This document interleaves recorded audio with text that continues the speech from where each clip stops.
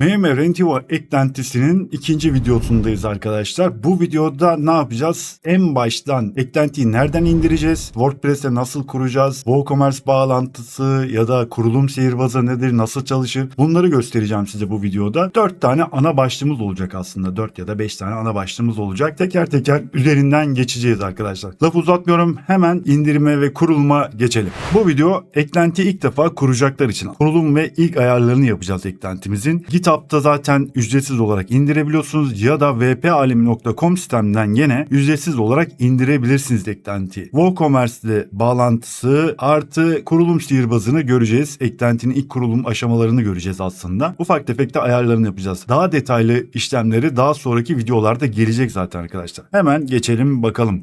Sol tarafta bir slide görüyorsunuz zaten, sağ tarafta da bir WordPress sitesinin yönetim panelini görmektesiniz. Eklentimizi neden lokalde kurmuyorum? Canlı bir sitede kuracağım çünkü Light sürümünü kuracağım. Elimizde ne var, nasıl bir malzeme var onu görelim istiyorum. İleriki videolarda da zaten lisanslı Pro sürümünü de göreceğiz. Hatta seyretmeyenler birinci videoyu seyredebilir. Böyle genel bir bakış yapmıştık. Lokalde Developer geliştirici modu var. Onu da ilerleyen bölümlerde zaten anlatacağım. Developer moduna tüm Pro sürümünü görebiliyorsunuz lokalde kurduğunuz zaman tabii ki. Şimdi bu bölümde ne yapıyoruz? Bu videoda ne yapıyoruz? İndireceğiz ve yükleyeceğiz eklentimizi. WooCommerce şartı var. Eklentimiz WooCommerce altyapısını kullanmakta. Ödeme yolu ve ödeme ağı için. WooCommerce altyapısı biliyorsunuz bir e-ticaret altyapısını barındırıyor tabii ki. Böylece ne oluyor? WooCommerce ödeme yollarında neyi kullanmak istiyorsanız bunu da kullanabiliyorsunuz tabii ki. Eklentinin kurulum sihirbazı var. Eklenti kurulduğunda zaten ilk karşınıza çıkacak ekranlardan biri olacak. Lite ve Pro lisansla işte aralarındaki fark ne var ne yok, limitler ne, bunları görebileceksiniz. Onları göstereceğim. Sağ tarafta bir WordPress panelimiz var. Eklentimiz kurulu değil. Onun haricinde ufak tefek bazı eklentiler var. Birinci videoda mmrentiva.com sitesinde zaten kuruluydu. Onları kaldırdım ben tabii ki. Temizledim ettim. Sıfır bir kurulum yapmak için. O yüzden bazı eklentileri bıraktım. Bunları eklentimizle bir alakası yok aslında. Ben kendim için, kendim kullandığım eklentiler bunlar. O yüzden de bunlar kaldı. Şimdi eklentimizi nereden indireceğiz? Ya da ilk önce eklentiyi WordPress'e kurmadan önce ne lazım? Ona bir bakmak lazım. WordPress'in son sürümünü, güncellenmiş son versiyonunu kullanmanızı tavsiye ederim tabii ki. Ben bütün testlerimi 6.7'den itibaren yapıyorum. Tavsiyem gene şu anki sürüm 7.0 ya da 7.1 olması lazım. Kurabilirsiniz. Ama 6.7'nin altında kurulum tavsiye etmiyorum arkadaşlar. PHP sürümümüz yine 8.1'in üstünde olabilir. WooCommerce'in gene güncel sürümünü kullanın. Canlıda tabii ki kuracaksanız WooCommerce altyapısı da olduğu için bir ödeme alacağınız için, bir de ödeme yolları olduğu için bir SSL sertifikası muhakkak olması lazım. SSL sertifikası ne arkadaşlar? Sitemizin HTTP'nin sonuna S eki geldiği zaman bir SSL anahtarının kullandığını zaten belli ediyor. Güvenlik için bu önemli arkadaşlar. Lütfen bunu kulak ardı etmeyin. Tavsiye ediyorum. Her siteniz illa e-ticaret olsun ya da olmasın, bence HTTPS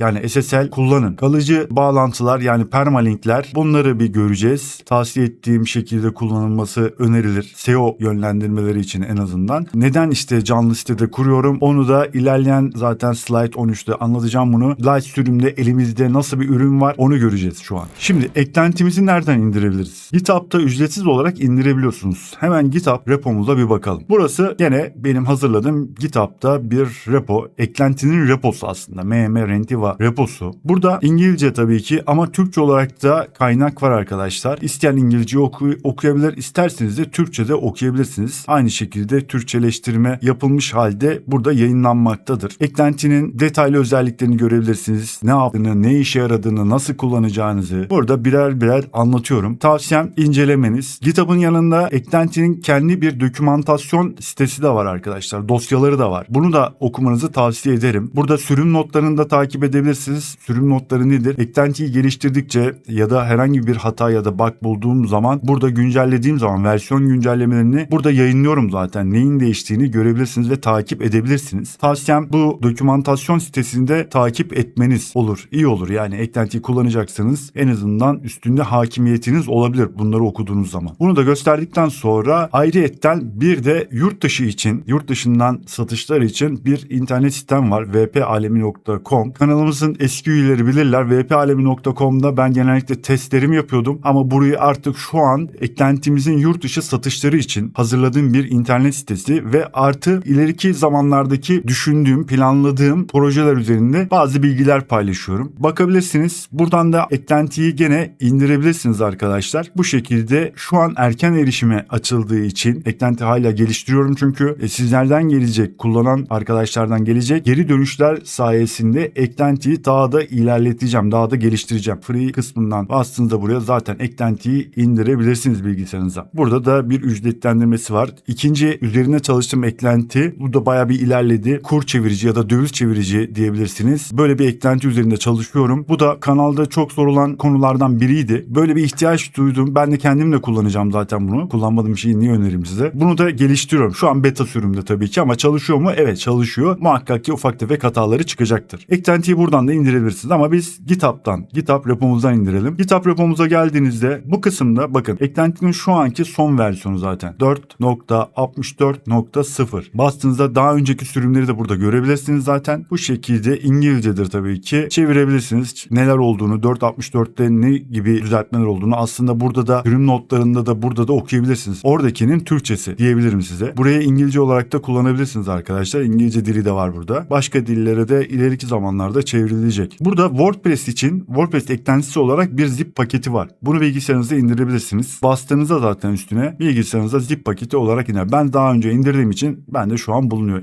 Tekrar indirmeyeceğim. Bunu da gösterdikten sonra eklentinin artık kurulumuna geçelim diye düşünüyorum. Eklentiler kısmına geliyorum. WordPress yönetim panelindeyim. Eklenti ekle kısmına geliyorum. Eklenti yükle diyorum. Zip paketi olduğu için. Eklentimi seçiyorum ve şimdi kur diyorum. Eklentiyi etkinleştireceğim arkadaşlar ve otomatikman bir hata yazısı gelecek. Aslında bu bir hata değil, bir güvenlik yazısı diyebilirim size. Eklentimiz WooCommerce altyapısını kullandığı için yani ödeme yollarını kullanabilmeniz için WooCommerce'in muhakkak etkinleştirilmesi lazım. WooCommerce eklentisini kuracaksınız, etkinleştirin. WooCommerce eklentisini kuracağız arkadaşlar. Buradan WooCommerce yazıyorum, kurulumunu yapıyorum. Şimdi kurulu eklentilere geldiğimde bakın MM Rentiva eklentisi. Burada da zaten gerekli size bir uyarıyı veriyor. Yani bu eklentinin çalışabilmesi için WooCommerce eklentisinin kurulu olması lazım ya da kurulu ve etkinleştirilmiş olması lazım. İlk önce WooCommerce etkinleştir diyorum. Ondan sonra tekrar eklentimize geliyoruz. Bakın şu an normale geldi. Neden böyle yapıyorum tabii ki? Şimdi WooCommerce'i ilk önce etkinleştirmemiz lazım ki eklentimizi etkinleştirdiğimizde WooCommerce'le bağlantılı veri tabanlarını oluşturabilsin. Şimdi etkinleştir diyorum. Herhangi bir sorun çıkmadı ve eklenti kuruldu. Etkinleştirdikten sonra ilk olarak sizi karşılayan sayfa otomatikman kurulum sihirbazıdır. Kurulum sihirbazını isterseniz kurulum aşamasında da ilerleyebilirsiniz. Daha sonra da isterseniz bunu kurmazsanız yalnızca işte kurulumu yapıp buradaki menülerden de devam edebilirsiniz, bakabilirsiniz. Etkinleştirdiğimizde arka planda ne olur diye düşündüğünüzde veri tabloları oluyor. Veri tabanının tabloları oluşturuluyor. Araç içerik tipi, taksonomileri oluyor, kaydediliyor. Yeni bir müşteri rolü. Neden? Ne kadar da light sürümü kullanılsa da bayi sürümü için bir rol oluşturuluyor. Kalıcı bağlantılar yeniden oluşturuluyor, düzenleniyor. Hatta kalıcı bağlantılara bakalım. Kalıcı bağlantılarda size tavsiye edeceğim kısım bu zaten. Yani bunları kullanmayın arkadaşlar SEO bakımından. Bunu kullanırsanız iyi olur sizin için. Tavsiyem de budur zaten. Tekrar eklentimize gelelim. Hatta kurulum sihirbazına gelelim hemen. Kurulum sihirbazında en başta sistem kontrolünü yapıyor. Sistem kontrolü nedir? WordPress'in kurulduğu hosting paketinizde uyumlu, WordPress'inizin uyumu, PHP sürümünün uyumu, bakın tavsiye edilen kısım ve mevcut değerlerimiz. Şu an bizim hepsi zaten yeşil, hazır. Belki sizde tabii ki SMTP e-posta kullanacaksınız. SMTP eklentisi olmayabilir. Sizde burada uyarı çıkabilir. O da normal, zaten e-posta ayarlarında bununla ilgili bir yazı var. Her şey normal gözüküyor. Devam edelim. Lisansa devam ettiğim. Eğer eklentiyi senelik ya da aylık olarak lisans anahtarıyla birlikte aldıysanız buraya lisans anahtarınızı girdiğinizde tüm pro özelliklerinin hepsi açılmış oluyor. Şu an dediğim gibi biz yalnızca light sürümde, yani elimizdeki kaynağın ne olduğunu bir görelim. Bakın menülerimiz zaten pro sürüm kullandığınızda bu menülerde bir bayi sistemi de ekleniyor. Artı limitler kalkıyor tabii ki. Oradan şimdilik geçiyorum. Bir gerekli sayfalar kısmı yaptım arkadaşlar. Gerekli sayfalar kısmında da ne var? Özellikle kullanacağınız sayfaları buradan da hızlıca kurabilirsiniz.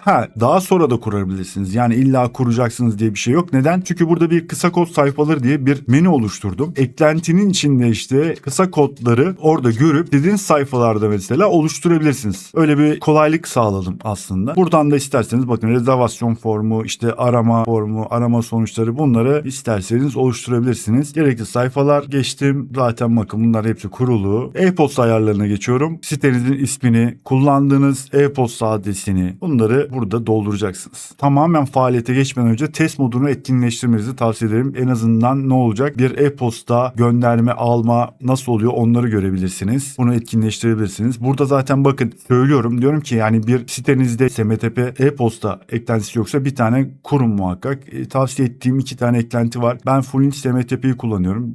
Basit geliyor, gayet de kullanışlı. Bununla ilgili kanalda video var zaten, nasıl kuruluyor, nasıl ayarlanıyor. Onları da seyredebilirsiniz. Kaydet ve devam et diyorum. Bu taraftan da bir slayttan da gidelim aslında. Demo veri. Burada kısa bir ayar yapabilirsiniz. Ne? WooCommerce ayarınızı yaptıysanız eğer, şayet mesela eklenti ayarlarına geçmeden önce dediğim gibi önce WooCommerce eklentisinin kurulması lazım. Yani etkinleştirilmesi lazım. WooCommerce dediğinizde bir e-ticaret tabii ki sonuçta düşünüyorsunuz. Yani e-ticaret gibi düşünün. Mağaza gibi düşünün. Bunun ayarlarını yapmanız lazım. WooCommerce ayarları ile ilgili gene kanalda videom var. Bir WooCommerce e-ticaret sitesi nasıl ayarlanır videomda. Orada WooCommerce'i ayarlarını nasıl yaptığımı anlatıyorum. Gösteriyorum zaten. Otomatikman sistem burada WooCommerce'deki ayarlarınızı çekecek. Neyi çekecek? Para birimini çekecek mesela. Kullandığınız para birimi. Para birimi pozisyonunu çekecek. Varsayılan olarak eklentinin ayarlarında varsayılan kiralama günleri 1 geliyor. Minimum kiralama. Bunları dediğim gibi özelleştireceksiniz. Size kalmış bir şey. Kaydet ve devam et diyorum. Demo verilere geleyim ilk önce. Şimdi demo verilerde de şöyle bir şey var. Sayfada herhangi bir şey yok. Hiçbir bilgi yok. Yani hiçbir şey eklemediniz, etmediniz. Araç eklemediniz, rezervasyon yok. Ama tavsiyem şu, şöyle bir şey var. Demo veriler üzerinde şu an hala çalışıyorum. Bir iki ufak aksaklıklar olabilir, noksanlıklar olabilir aslında. Normalde çalışıyor, kurulumu yapıyor evet. Ama benim gözüme takılan birkaç şey var. Özellikle de araç görsellerinde bir şey var. Onları düzeltmem gerekecek. Ama onun haricinde çalışıyor. Bunu ama söyleyeyim arkadaşlar. Demo verilerde kesinlikle demo verilerin üzerine gerçek verilerinizi yazmayın. Neden diyeceksiniz? Sistemde şöyle bir özellik var. Demo verilerini yüklediğinde size zaten diyor ki demo veriler yüklendi ve demo verileri kullanıyorsunuz. Ve belli bir süre zaten geçtikten sonra bir uyarı verecek size zaten. İşte hala demo veri kullanıyorsunuz. Demo veri kullanıyorsunuz. Dikkatli olun ve üzerine yazmayın. Gerçek veri yazmayın. Peki ben bu demo verileri ne yapacağım? Veri tabanına demo veri olarak kaydediliyor. Burada demo veriler kurulduktan sonra demo verileri kaldır diye bir buton göreceksiniz zaten. Ona bastığında sırf demo verisi olarak kaydedilen bilgileri komple kaldırır. Temizler yani. Benim tavsiyem o olur. Eğer demo verileri kurduğunuz baktıktan sonra o butona basıp demo verilerini temizleyin arkadaşlar. Ondan sonra gerçek verilerinizi yükleyin. Bunu da geçtik ve bakıyoruz ne var? Sonuç olarak lisans evet light versiyon kullanacağız. Özet ve testler bu da son sayfadayız zaten. Bunu da tamamladığımız bu da yeşil oluyor zaten de. Lisans tarafı bir uyarı gösteri o kadar. Tamam mı? Tamam. Kurulumu tamamla diyorum. Videonun başında söylemiştim. Neden canlı sitede kuruyorum diye. Eklentide bunu birinci videoda da anlatmıştım aslında da gene üstünden bir geçelim. Arkadaşlar eklentiye şöyle bir özellik ekledim. Satın almadan önce ya da kullanmadan önce bakın canlıda yani normal bir internet sitesinde kullanmadan önce şöyle bir şey yapabilirsiniz. Kendi bilgisayarınızda bir lokal alan kurduysanız, lokal server kurduysanız işte bu ne olabilir? Xamp olabilir, LAMP olabilir ya da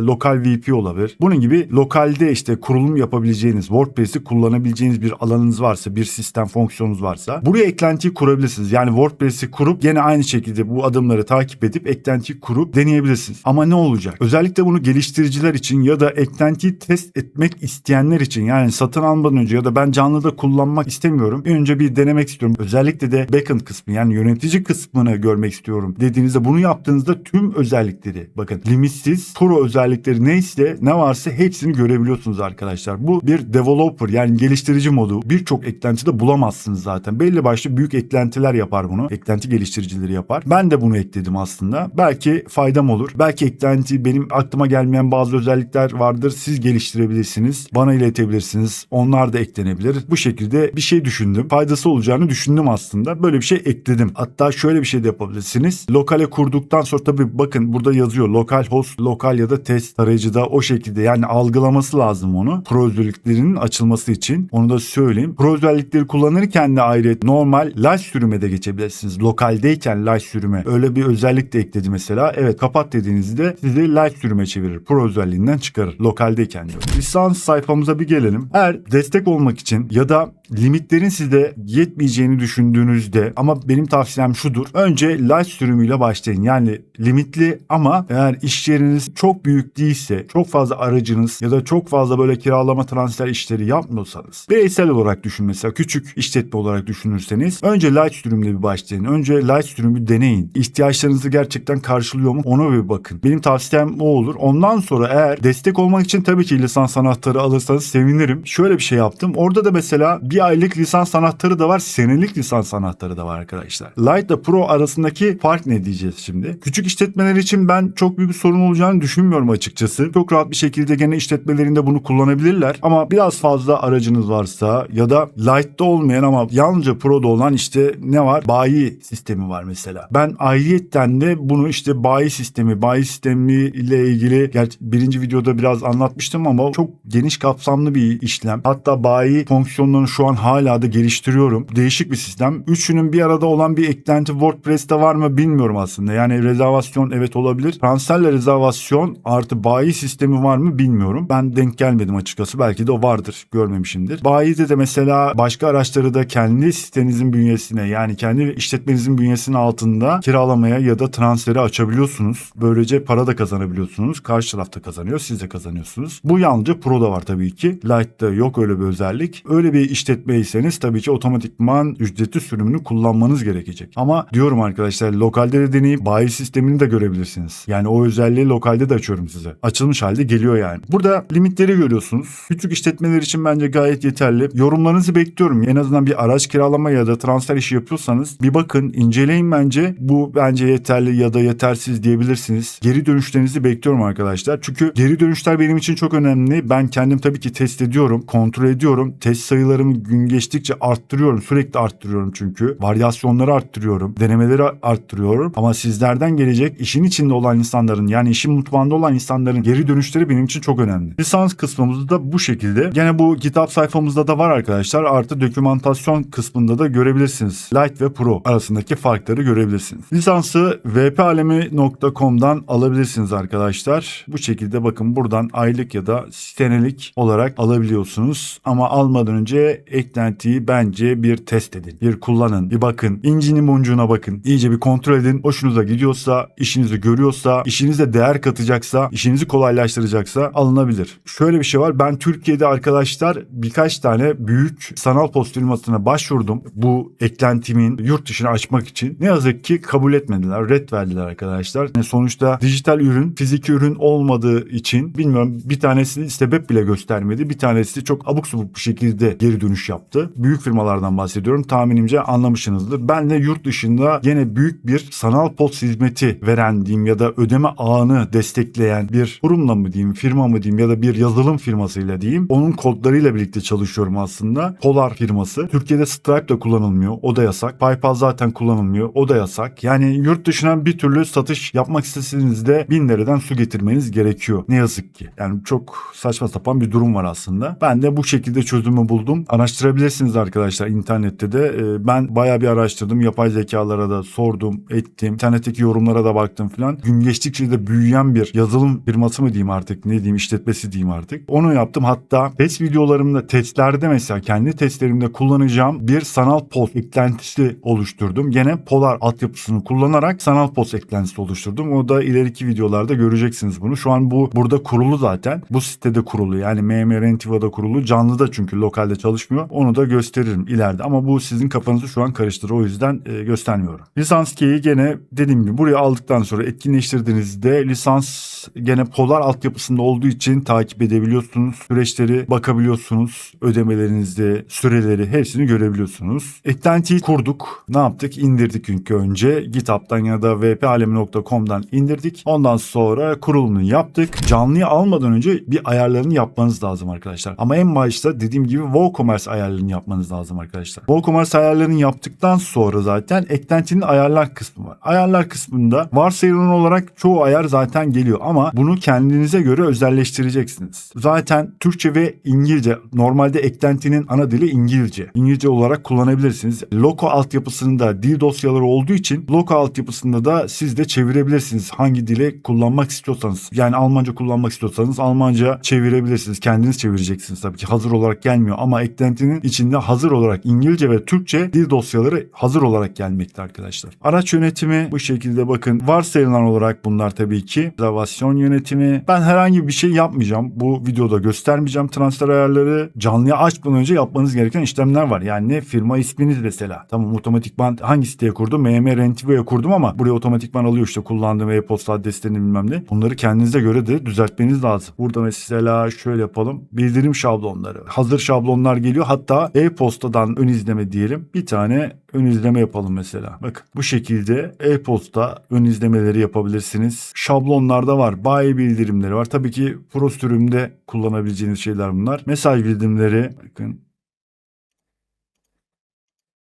Varsayılan olarak geliyor. Ayarlar kısmı aslında elimden geldiğince eklentiyi daha da böyle özelleştirebileceğiniz şekilde yapmaya çalıştım. Eklentinin kendi bir güvenlik sistemi de var aslında. Onu da ekledim. Ayrıca tabii ki WordPress için kendi güvenliğinizi, kendi güvenlik eklentilerini falan kurabilirsiniz, edebilirsiniz ama eklentinin kendi içinde de mesela bir güvenlik sistemi de var. Entegrasyon ayarları işte bakın bu şekilde bir API sistemi var sonuçta. Bu ne demek arkadaşlar? API sistemi ileride mesela eklentinizi mobil uyumlu app'lerini de yapabiliriz. Yani ne yapabiliriz? Android ve iOS için mesela bir uyumlu app de çıkarabilirsiniz. API sistemi olduğu için. Veri tabanı ile ilgili mesela şöyle veri tabanını analiz edelim. Bakın öyle gösteriyor veri tabanlarını. Cron job'ları var mesela. İşte zamanlanmış görevleri var. Ayarlar testi mesela burada şöyle bir testleri de yapabilirsiniz. Bunları görebilirsiniz. Hatta test paketine bir bakalım şöyle. Testi çalıştıralım. Evet.